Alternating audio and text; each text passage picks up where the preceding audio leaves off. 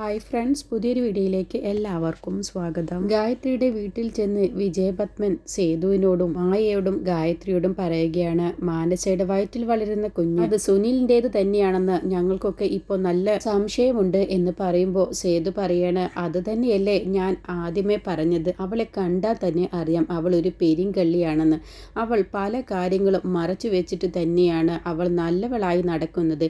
എനിക്ക് ആദ്യമേ അവളിൽ നല്ല സംശയമുണ്ട്. പക്ഷേ ഭാവനയ്ക്കും സൂര്യയ്ക്കും അവളെ നല്ല വിശ്വാസമല്ലേ. ഇപ്പോഴും ഭാവനയും സൂര്യയും അവരുടെ കുഞ്ഞാണെന്ന് തന്നെയാവും വിശ്വസിക്കുന്നത് എന്ന് സേതു പറയട്ടോ. അപ്പോൾ ഗായത്രി പറയുന്നുണ്ട്, എനിക്കിതൊക്കെ കേൾക്കുമ്പോൾ ഒരു സംശയമുണ്ട്, അവൾ നമ്മളെ എല്ലാവരെയും പറ്റിക്കുകയാണെന്ന്. അപ്പോൾ മായ പറയാണ്, എന്തായാലും ഇതെല്ലാം എത്രയും പെട്ടെന്ന് തെളിയാൻ കാരണം തന്നെ അവിടെ മാമിയുള്ളത് കൊണ്ടാണ്. അപ്പോൾ ഗായത്രി പറഞ്ഞു, അത് ശരിയാണ്, ഏട്ടത്തി അവിടെ ഉള്ളത് കൊണ്ടാണ് ഭാവനയ്ക്കിപ്പോൾ നല്ല ധൈര്യമുള്ളത് എന്ന് പറയട്ടോ. അപ്പോൾ സേതു പറയണേ, ഇനി ഭാവന അവിടെ നിൽക്കണ്ട, വല്യച്ഛൻ വിളിച്ച് പറ ഇനി ഭാവനയോടും വല്യമ്മയോടും ഇങ്ങോട്ട് വരാൻ. ഇനി എന്തിനാണ് ഭാവന അവിടെ നിൽക്കുന്നത്? എനിക്ക് ഇപ്പോഴും അജയനെയൊക്കെ നല്ല സംശയമാണ്, അവരെന്തെങ്കിലും ഭാവനയെ അപായപ്പെടുത്തുമെന്ന്. അപ്പോൾ ഗായത്രി പറയട്ടോ. അപ്പോൾ സേതു പറയണേ, ഇനി ഭാവനയെ അവർ എന്തെങ്കിലും ചെയ്താൽ ഞാൻ അവരെ കൊന്നുകളയുമെന്ന് ദേഷ്യത്തിൽ അങ്ങ് പറയുമ്പോൾ ദേവപത്മൻ പറയണേ, ഇനി അവർ ഭാവനയെ ഒന്നും ചെയ്യില്ല, അവർക്ക് അതിനുള്ള ധൈര്യവും ഉണ്ടാവില്ല എന്ന് പറയണേ. പിന്നീട് മോഹിനി ശർമ്മ വിഷമിച്ച് നിൽക്കുകയാണ്. അപ്പോൾ മഹേന്ദ്ര ശർമ്മ പറയണേ, നീ ഇങ്ങനെ സങ്കടപ്പെടേണ്ട, നമ്മുടെ മോൻ എവിടെയുണ്ടെങ്കിലും അവൻ ഇന്നല്ലെങ്കിൽ നാളെ നമ്മുടെ അടുത്തേക്ക് തന്നെ വരും.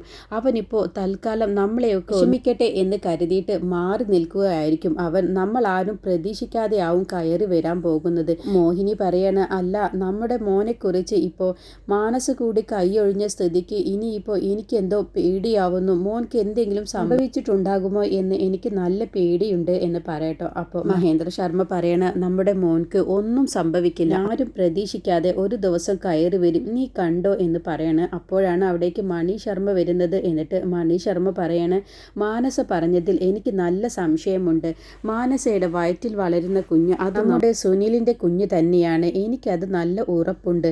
അവൾ എന്തൊക്കെയോ മറച്ചു വെക്കുകയാണ് എന്ന് മണി ശർമ്മ പറയട്ടോ. അപ്പോൾ മഹേന്ദ്ര ശർമ്മ പറയണ്, എന്തായാലും അത് നമ്മൾ തെളിയിക്കുക തന്നെ ചെയ്യും. അപ്പോൾ മണി ശർമ്മ പറയണ്, അതിന് മാനസയുടെ പ്രസവം കഴിയുന്നത് വരെ നമുക്കൊന്നും ചെയ്യാൻ കഴിയില്ലല്ലോ.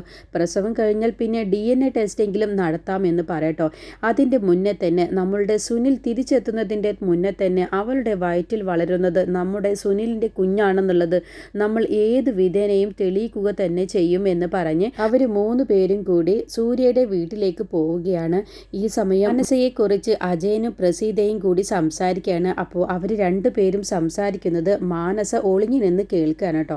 അപ്പോൾ അജയനും പ്രസീതയ്ക്കും മാനസയിൽ നല്ല സംശയമുണ്ട്, അവൾ നമ്മളെ എല്ലാവരെയും പറ്റിക്കുകയാണ്. അവളുടെ വയറ്റിൽ വളരുന്ന കുഞ്ഞ് അത് സുനിലിൻ്റേത് തന്നെയാണ്, അത് ഉറപ്പുണ്ട്. അവൾ എന്തൊക്കെയോ മനസ്സിൽ കണക്ക് കൂട്ടിയിട്ടാണ് ഇങ്ങനെയുള്ള കാര്യങ്ങൾ ചെയ്യുന്നത്. അവൾ നല്ല ബുദ്ധിമതിയാണ്. പക്ഷേ ഇക്കാര്യം ഒരിക്കലും ജയ അറിയാൻ പാടില്ല. പ്രസവം കഴിയുന്നത് വരെ അവളുടെ വായയിൽ നിന്നും ഈ സത്യം ഒരിക്കലും ആരും അറിയരുത്. അതിൻ്റെ മുന്നേ നമുക്ക് ഇവിടെ നിന്നും കിട്ടാവുന്നിടത്തോളം പൈസ നമുക്ക് എടുക്കണം. എന്നിട്ട് ദൂരെ എവിടെയെങ്കിലും പോയി സമാധാനത്തോടു കൂടി ജീവിക്കണം. അതല്ല, സുനിലിൻ്റെ കുഞ്ഞാണ് അവളുടെ വയറ്റിലുള്ളത് എന്ന് ജയ അറിഞ്ഞു കഴിഞ്ഞാൽ പിന്നെ ഇവിടെ നിന്നും നമുക്ക് ഓടേണ്ടി വരും. അതിലും ഭേദം ഇക്കാര്യം അവളുടെ വായിൽ നിന്നും വരാതെ സൂക്ഷിക്കേണ്ടത്. പ്രസീതെ, നീ കൂടി അത് ശ്രദ്ധിക്കണം. നമ്മുടെ മോളെ നീ എപ്പോഴും ശ്രദ്ധിക്കണം. കാരണം അവൾ എന്തൊക്കെയോ മറച്ചു വെക്കുന്നുണ്ട്. അതുകൊണ്ടാണ് അവൾ ഇതുവരെയും നമ്മളോടടക്കം സുനിലിനെ കണ്ട കാര്യവും അവരുമായി സംസാരിച്ചതും ഒന്നും പറയാതിരുന്നത്. അതുകൊണ്ട് നമ്മുടെ മോള് നമ്മളെ പറ്റിക്കുക തന്നെയാണ്. അവൾ എന്തൊക്കെയോ മനസ്സിൽ കണക്ക് കൂട്ടിയിട്ടുണ്ട്. അതുകൊണ്ട് പ്രസീതെ, നീ ഒന്ന് ശ്രദ്ധിക്കണം എന്നൊക്കെ പറയട്ടോ. അങ്ങനെ മാനസ അച്ഛനും അമ്മയ്ക്കും എന്നിൽ സംശയമുണ്ട് എന്നുള്ള കാര്യം മനസ്സിലാക്കുകയാണ്. അപ്പോൾ മാനസയ്ക്ക് അത് കേൾക്കുന്ന സമയത്ത് അച്ഛനോടും അമ്മയോടും ഞാൻ ഒരു സത്യവും ഇതുവരെയും പറഞ്ഞിട്ടില്ല, എല്ലാവരിൽ നിന്നും ഞാൻ എല്ലാം മറച്ചു വെച്ചിട്ടുണ്ടല്ലോ എന്നുള്ള ആ ഒരു സങ്കടം മാനസയുടെ മനസ്സിൽ വരികയാണ്. അങ്ങനെ മാനസ അറിയാതെ അങ്ങ് കരഞ്ഞു പോകുന്നുണ്ട്. അങ്ങനെ അജയനും പ്രസീതയും പോയി കഴിഞ്ഞ ശേഷം മാനസ അങ്ങനെ ചിന്തിക്കുകയാണ്, അച്ഛനും അമ്മയും എന്നിൽ ഇപ്പോൾ സംശയം വന്നിട്ടുണ്ട് എന്നുള്ള കാര്യം മനസ്സിലാവുകയാണ്. പിന്നീട് മാനസ ബാൽക്കണിയിൽ പോയി വിഷമിച്ച് ആലോചിച്ച് നിൽക്കുമ്പോഴാണ് അവിടേക്ക് ഭാവന വരുന്നത്. എന്നിട്ട് ഭാവന കുറച്ച് ദേഷ്യത്തിലാണ് കേട്ടോ മാനസയുടെ അടുത്തേക്ക് വരുന്നത്. എന്നിട്ട് ഭാവന മാനസയോട് പറയുകയാണ്, നിന്നെ ഞാൻ കണ്ടത് എൻ്റെ സ്വന്തം കൂടപ്പറപ്പിനെ പോലെയാണ്. എനിക്കിപ്പോൾ നിന്നിൽ നല്ല സംശയമുണ്ട്. എൻ്റെ സ്വന്തം അനിയത്തി പോലും പറ്റിക്കാൻ നോക്കിയതാണ്. അപ്പോൾ പിന്നെ നീയും എന്നെ പറ്റിക്കുക തന്നെയാണെന്ന് ഇപ്പോൾ എനിക്ക് എനിക്ക് തോന്നുന്നു. നിന്റെ വയറ്റിൽ വളരുന്ന കുഞ്ഞ് അത് സുനിലിൻ്റേത് തന്നെയാണെന്ന് എനിക്കിപ്പോൾ തോന്നുന്നുണ്ട് എന്ന് പറയട്ടോ. അത് കേൾക്കുമ്പോൾ പെട്ടെന്ന് മാനസ അങ്ങ് ഞെട്ടിപ്പോവുകയാണ്. എന്നിട്ട് മാനസ പറയാണ്, ഭാവന നീ ഒരിക്കലും അങ്ങനെ പറയരുതായിരുന്നു. നിങ്ങൾക്ക് വേണ്ടിയിട്ടാണ് ഞാൻ ഇങ്ങനെ ഒരു കാര്യത്തിന് ചെയ്യാൻ തീരുമാനിച്ചത് തന്നെ. ഞാൻ എല്ലാവരെയും സഹായിക്കാൻ വേണ്ടി മാത്രമാണ് ഇതുവരെയും ശ്രമിച്ചിട്ടുള്ളൂ. പക്ഷേ എന്നെ എല്ലാവരും പറ്റിക്കുകയാണ് ഇതുവരെയും ചെയ്തിട്ടുള്ളൂ എന്ന് മാനസ കരഞ്ഞുകൊണ്ട് പറയട്ടോ. പക്ഷേ അതൊന്നും കേൾക്കുമ്പോൾ ഭാവനയ്ക്ക് അത്ര വിശ്വാസം വരുന്നില്ല. മാനസ എന്തൊക്കെയോ മറച്ചു വെക്കാൻ വേണ്ടിയിട്ടാണ് ഇങ്ങനെ അഭിനയിക്കുന്നത് എന്ന് ഭാവനയുടെ മനസ്സിൽ അപ്പോഴും തോന്നുന്നുണ്ട് കേട്ടോ. എന്നിട്ട് ഭാവന പറയണേ, നിന്നെ സംശയിക്കാനുള്ള കാരണം നീ തന്നെയാണ്. നിന്നോട് ഞാൻ പലതവണ ചോദിച്ചതാണ് സുനിലിനെ കുറിച്ചുള്ള കാര്യങ്ങൾ. അപ്പോഴൊക്കെ നീ എന്താണ് എന്നോട് പറഞ്ഞത്? എനിക്ക് അറിയില്ല, ഞാൻ കണ്ടിട്ടില്ല എന്നൊക്കെയല്ലേ നീ പറഞ്ഞത്. ഇപ്പോഴോ എന്ന് ചോദിക്കുമ്പോൾ അത് പിന്നെ ഭാവന ഞാൻ നല്ലത് കരുതിയിട്ടാണ് ഞാനും അത് പറയാതിരുന്നത്. കാരണം എന്തിനാണ് ഞാൻ ഇഷ്ടപ്പെടാത്ത ഒരാളെക്കുറിച്ച് വെറുതെ നിങ്ങളോട് പറഞ്ഞ് നിങ്ങളുടെ പോലും മനസ്സ് വിഷമിപ്പിക്കുന്നത്? ഞാൻ തന്നെ മനസ്സിൽ ഒതുക്കിയാൽ പോരെ എന്ന് ഞാൻ കരുതി. അതുകൊണ്ടാണ് ഞാൻ ഭാവന അത് പറയാതിരുന്നത് എന്ന് പറയുമ്പോൾ ഭാവനയ്ക്ക് അതൊരു തട്ടുമുട്ട് ന്യായമായിട്ട് തോന്നുകയാണ്. ഇപ്പോൾ എന്നെ എല്ലാവരും സംശയത്തോടു കൂടി മാത്രമാണ് കാണുന്നത്. പക്ഷെ ഒരു കാര്യം നിങ്ങൾ മനസ്സിലാക്കണം, ഈ വീട്ടിൽ ഒരു തലമുറ ഇല്ല എന്ന് പറഞ്ഞ് എന്നോട് ആൻറ്റി കുറേ കരഞ്ഞതുകൊണ്ട് മാത്രമാണ് ഞാൻ ഇങ്ങനെ ഒരു കാര്യം ചെയ്യാൻ വേണ്ടി തീരുമാനിച്ചത് തന്നെ. അപ്പോൾ നിന്നെയും സൂര്യയും ഓർത്തിട്ടാണ് ഞാൻ ഇങ്ങനെ ഒരു കാര്യത്തിന് ഇറങ്ങി പുറപ്പെട്ടത് എന്നൊക്കെ പറഞ്ഞ് മാനസ അങ്ങ് കരഞ്ഞുകൊണ്ട് അങ്ങ് അകത്തേക്ക് പോവുകയാണ് കേട്ടോ. അപ്പോഴൊക്കെ ഭാവനയുടെ മനസ്സിൽ ഇവൾ ഇപ്പോഴും അഭിനയിക്കുകയാണെന്നൊരു തോന്നല് ഭാവനയുടെ മനസ്സിൽ വരുന്നുണ്ട്. പിന്നീട് മാനസ നേരെ റൂമിലേക്ക് ചെന്ന ശേഷം ബാഗ് എടുത്ത് അതിലേക്ക് മാനസയുടെ ഡ്രസ്സുകളൊക്കെ ആക്കുകയാണ് കേട്ടോ. ഇനി ഇവിടെ ഒരു നിമിഷം പോലും നിൽക്കണ്ട, ഇവിടെ നിന്നും പോകുന്നതാണ് നല്ലത്. എല്ലാവർക്കും എന്നിലിപ്പോൾ സംശയം വന്നിട്ടുണ്ട്. പിന്നെ എന്തിനാണ് ഞാൻ ഇവിടെ നിൽക്കുന്നത് എന്ന് മനസ്സിൽ തീരുമാനിച്ച് എല്ലാ ഡ്രസ്സുകളും എടുത്ത് ബാഗിലേക്ക് ആക്കുകയാണ്. അപ്പോഴാണ് ഇത് കണ്ടുകൊണ്ട് ജയ അവിടേക്ക് വരുന്നത്. എന്നിട്ട് ജയ ചോദിക്കുകയാണ്, മാനസ മോളെ നീ എവിടേക്കാണ് പോകുന്നത് എന്ന് ചോദിക്കുമ്പോൾ, ഇല്ല ആൻറ്റി, ഞാൻ ഇനി ഇവിടെ നിൽക്കുന്നില്ല. ഇപ്പോൾ എല്ലാവർക്കും എന്നെ സംശയമാണ്. എൻ്റെ വയറ്റിൽ വളരുന്ന കുഞ്ഞ് അത് സുനിലിൻ്റേതാണെന്നാണ് എല്ലാവരും പറയുന്നത്. അതുകൊണ്ട് ഞാൻ ഇനി ഇവിടെ നിൽക്കുന്നില്ല.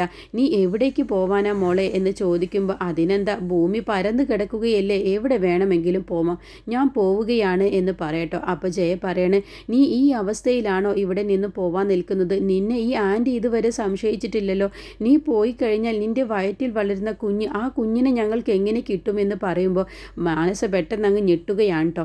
എന്നിട്ട് മാനസ പറയണേ, ഇല്ല ഞാൻ പോവുകയാണ്, ഇനി ഇവിടെ ഒരു നിമിഷം പോലും നിൽക്കുന്നില്ല എന്ന് പറഞ്ഞ് വാശി പിടിച്ചുകൊണ്ട് ഇറങ്ങാൻ നിൽക്കുകയാണ് കേട്ടോ. അപ്പോൾ ജയ ഒരുപാട് തടയുന്നുണ്ട്. അപ്പോഴത്തേക്കും ഈ ഒരു ബഹളം കേട്ട് ഭാവന പുറത്തേക്ക് വരികയാണ്. അപ്പോൾ സൂര്യൻ കൂടി വരികയാണ് കേട്ടോ. എന്നിട്ട് ഭാവന ചോദിക്കുകയാണ്, എവിടേക്കാണ് മാനസ നീ പോകുന്നത് എന്ന് ചോദിക്കുമ്പോൾ, ഞാൻ ഇനി ഇവിടെ നിൽക്കുന്നില്ല എന്ന് പറയണേ. അപ്പോഴത്തേക്കും അജയനും പ്രസീതയും കൂടി വരികയാണ്. എന്നിട്ട് അജയൻ പറയാണ്, മോളെ നീ ചതിക്കരുത്, വേറെ ഒരു നിവൃത്തിയുമില്ലാതെയാണ് ഞങ്ങൾ ഇവിടെ നിൽക്കുന്നത് എന്ന് പറയുമ്പോൾ സൂര്യ പറയണ, ആദ്യം നിങ്ങളെ ഇവിടെ നിന്നും പുറത്താക്കണം. നിങ്ങളൊക്കെ വന്നതിൻ്റെ ശേഷമാണ് ഇത്രയും അധികം പ്രശ്നം ഈ വീട്ടിലുണ്ടാവാൻ തന്നെ കാരണം എന്ന് പറയട്ടോ. അങ്ങനെ ഭാവന പറയണ, സൂര്യ ഞാനിപ്പോൾ ഇവളോട് കുറച്ച് കാര്യങ്ങൾ ചോദിച്ചു, അത് കാരണമായിരിക്കും മാനസ ഇപ്പോൾ ഈ വീട് വിട്ട് പോവാൻ വേണ്ടി തീരുമാനിച്ചത്. പക്ഷേ ഞാൻ ചോദിച്ചതിൽ എന്ത് തെറ്റാണുള്ളത് എന്ന് ഭാവന പറയട്ടോ. അപ്പോൾ ജയ പറയണ, അത് ശരി, നീ കാരണമാണല്ലേ എൻ്റെ മാനസ മോള് ഇവിടെ നിന്നും പോവാൻ നിൽക്കുന്നത്. മാനസ മോളെ, ഇവളുടെ വാക്കൊന്നും കേട്ട് നീ ഇവിടെ നിന്നും പോവാൻ നിൽക്കരുത്, ഞാൻ പറയുന്നത് കേൾക്ക് എന്ന് പറയുമ്പോൾ മാനസ പറയണ, ഇല്ല, അച്ഛനും അമ്മയും എൻ്റെ കൂടെ വരുന്നുണ്ടോ? വരുന്നുണ്ടെങ്കിൽ നിങ്ങൾക്ക് ഇപ്പോൾ എൻ്റെ കൂടെ വരാം, ഞാൻ ഇവിടെ നിന്ന് പോവുകയാണ് എന്ന് പറഞ്ഞ് പോവാൻ വേണ്ടി വീണ്ടും വാശി പിടിക്കാൻ കേട്ടോ. അപ്പോഴാണ് അവിടേക്ക് മഹേന്ദ്ര ശർമ്മയും മോഹിനി ശർമ്മയും മണി ശർമ്മയും കൂടി കാറിൽ വരുന്നത്. അപ്പോൾ അവരുടെ ഹോൺ അടിക്കുന്ന സൗണ്ട് കേട്ടപ്പോൾ സൂര്യ താഴേക്ക് ഇറങ്ങി നോക്കുകയാണ് കേട്ടോ. അപ്പോഴത്തേക്കും വരി വരിയായിട്ട് എല്ലാവരും താഴേക്ക് വരികയാണ്.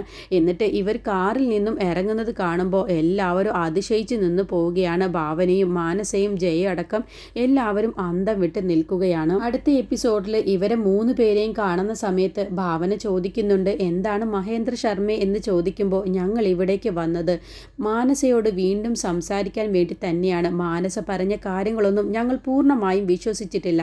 അവൾ ഞങ്ങളിൽ നിന്നും കുറച്ച് കാര്യങ്ങളും കൂടി മറച്ചു വെക്കുന്നുണ്ട്. അത് ഞങ്ങൾക്ക് ഉറപ്പുള്ള കാര്യമാണ്. മാനസയുടെ വയറ്റിൽ വളരുന്ന കുഞ്ഞ് അത് ഞങ്ങളുടെ സുനിലിൻ്റേതാണെന്നുള്ളത് ഞങ്ങൾക്ക് പൂർണ്ണമായും വിശ്വാസമുണ്ട് എന്ന് പറയട്ടോ. അത് കേൾക്കുന്ന സമയത്ത് മാനസ അങ്ങ് ഷോക്കായിട്ടാണ് നിൽക്കുന്നത്. ഇവരെങ്ങനെ ഈ സത്യം അറിഞ്ഞു എന്നുള്ള ആ ഒരു ഭാവത്തിലാണ് കേട്ടോ മാനസ കേട്ടോണ്ട് നിൽക്കുന്നത്. നിൽക്കുന്നത്. അപ്പോൾ ഇത് കേൾക്കുന്ന സമയത്ത് ജയനിർമ്മല ആകെ ഞെട്ടി നിൽക്കുകയാണ്. ഇനി ജയനിർമ്മലയുടെ മനസ്സിലേക്കും സംശയം വരികയാണ്. ഭാവനയെ പോലും ഞാൻ സ്നേഹിക്കാതെ മാനസയാണ് ഞാൻ സ്നേഹിച്ചതും എല്ലാം അവൾക്ക് വേണ്ടി ചെയ്തു കൊടുത്തതും, എന്നിട്ട് ഇപ്പോൾ മാനസ ഞങ്ങളെ എല്ലാവരെയും പറ്റിക്കുകയാണോ എന്നുള്ള ഒരു ചിന്ത ജയയുടെ മനസ്സിൽ ഇനി വരികയാണ് കേട്ടോ. മഹേന്ദ്ര ശർമ്മയും മോഹിനി ശർമ്മയും മണി ശർമ്മയും ഇക്കാര്യം പറഞ്ഞ ശേഷം അവരവിടെ നിന്നും പോകുന്നുണ്ട്. അങ്ങനെ മാനസ ആലോചിച്ച് നിൽക്കുന്ന സമയത്താണ് അവിടേക്ക് ഇത് കണ്ടും കൊണ്ട് ജാനകി വരുന്നത്. അപ്പോൾ ജാനകി പറയാണ്, മാനസ നീ എന്താണ് ഇങ്ങനെ ആലോചിക്കുന്നത്? ഭാവന പറഞ്ഞതിനെ കുറിച്ചാണ് ഓർത്ത് നീ ആലോചിക്കുന്നതെങ്കിൽ ഭാവന നിന്നെ സംശയിച്ചതിൽ എന്ത് തെറ്റാണുള്ളത്? നീ തന്നെയാണ് സംശയത്തിന് വഴിയൊരുക്കി കൊടുത്തത്. ഭാവന ചോദിച്ച ചോദ്യത്തിൽ നിന്നും നീ ഒഴിഞ്ഞു മാറുകയും കള്ളം പറയുകയുമാണ് ചെയ്തത്. അതുകൊണ്ടാണ് ഭാവനയിൽ നിന്നിൽ ഒരു സംശയം വരാൻ വേണ്ടി തന്നെ കാരണം എന്നൊക്കെ പറയട്ടോ. അതൊക്കെ കേൾക്കുന്ന സമയത്ത് മാനസ പേടിയോട് കൂടിയിട്ടാണ് നിൽക്കുന്നത്. ഞാൻ മറച്ചു വെച്ച എല്ലാ സത്യവും ഇന്നല്ലെങ്കിൽ നാളെ എല്ലാവരും മനസ്സിലാക്കും. ഞാൻ എല്ലാവരെയും പറ്റിക്കുകയാണെന്നുള്ളത് ഇനിയിപ്പോൾ എല്ലാവരും മനസ്സിലാക്കുമല്ലോ എന്നുള്ള പേടിയോട് കൂടിയിട്ടാണ് മാനസ നിൽക്കുന്നത്.